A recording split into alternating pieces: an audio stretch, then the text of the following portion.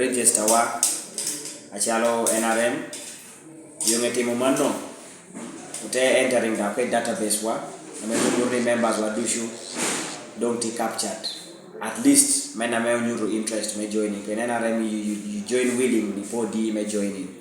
So after take process nasha Central Executive Committee they developing they approving roadmap ame national ame NRM Electoral Commission in yogo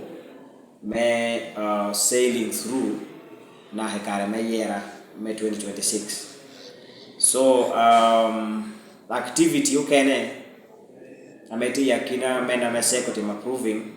obero yuba me keto I office jo ame attend party me NRM I district dushime Uganda.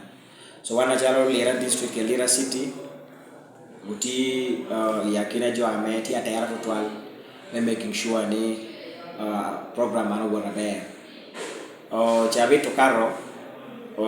forms ubinu luak tenyu to interest you're expressing interest gi at village level I category dushu and one NRM utike the mainstream you are leading in village level utike the special interest groups amedang telo category no need at every village level utike the mon utike the bully utike the jo utike the annual utike the jo amoutiu services armed services uteweo longini veterans utike the jo tego magini dushu at village level. So Johnny dushu expressing interest gi dang manu wara be LC1 chairpersons yoba yera gida beretie so wandang o jolo interest ajo amete ame to chung mebe LC1 ame mon wanu gidi flag bearers wa ame di macha uchung kedi PM kedi parro kene metel no villages gi papa at level me LC1. So expression of interest wa utuma be materials wada udugo ko registers watie ame want to catch voter register which are very organized and very neat. So members dushu are called upon turning up dihi in large numbers in villages ameri choye ye kai choye Kirombe West kai choye bar yini okwe na me choye ya wor macha. So wanako yini dihi chon chawa ngwen motiku yini wori bed kwenda me wuni bolo wuno kwire nyoke na wuni gora ye iwang tichu kaini woro kunino mo program te woro nyim program me yera era me program me yera por cha por gina mo woni baraza I baraza ni ubero gore mele yotam achalo jome pasho me chano I baraza no ote mo gina mo woni verification of the voter register amenyi achala chelti akwano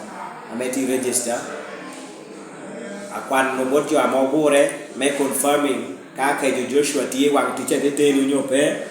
ka Akeju Joshua ti ko nyope ka Akeju Joshua ko da ka chero no nyope mano biro gina me acha here di cha wang wen modiku yonge timo mano wan de biro ke nomination of jo ameti ambi anyotumiri gi mechu ameno jo amawor much expressing interest jo akano nyingi te verifying kati register wa me NRM chelo no eka ote nominating kada no eno tikene mon wendo wor kano post eto kati gina rio wana bi ndonyo yera ame yera ni abedo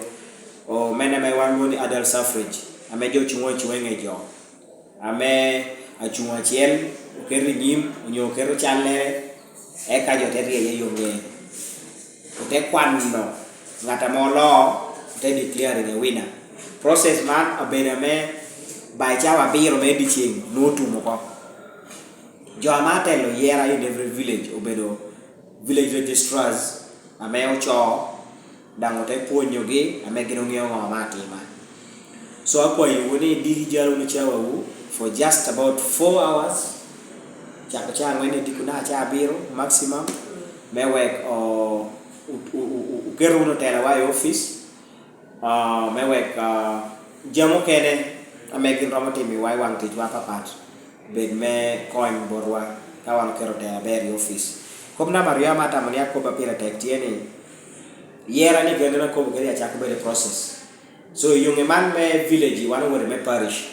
nyome ward eka yunge me ward te wore me sub county yunge me sub county wore me division pe Lira City kan eka yunge te wore me district nyome city. So akwa yuni pay itamu ni mando ber magi kimere meno kena bini nim ere na pira tek gina pira tek mamiri ngemu tieni we will always update you from time to time ka expression of interest forms ubino me parish nyome word umi yugude ngeyo eka jama me to level sia doctor bino kwa ni form eka doctor wori yera kita mo conducting kene man bena magi kimere chwala kwenya kin board registrars wa ametia teach please do the right thing angeyo pressure me politics tie jamma papa tie tijo okay na me tia intimidating u tijo okay na me tia me to compromising u kerichente ojo jama papa material things era kwa yuni ichungu na tech we are behind you, we are supportive of your roles that you're playing. Please feel free to inform us. We will always guide you and also support you where necessary. So Beruna Chulu Tech, resist intimidation, resist infiltration from opposition, but most importantly, avoid corrupt tendencies. An individual. Because we are going to take you on as an individual.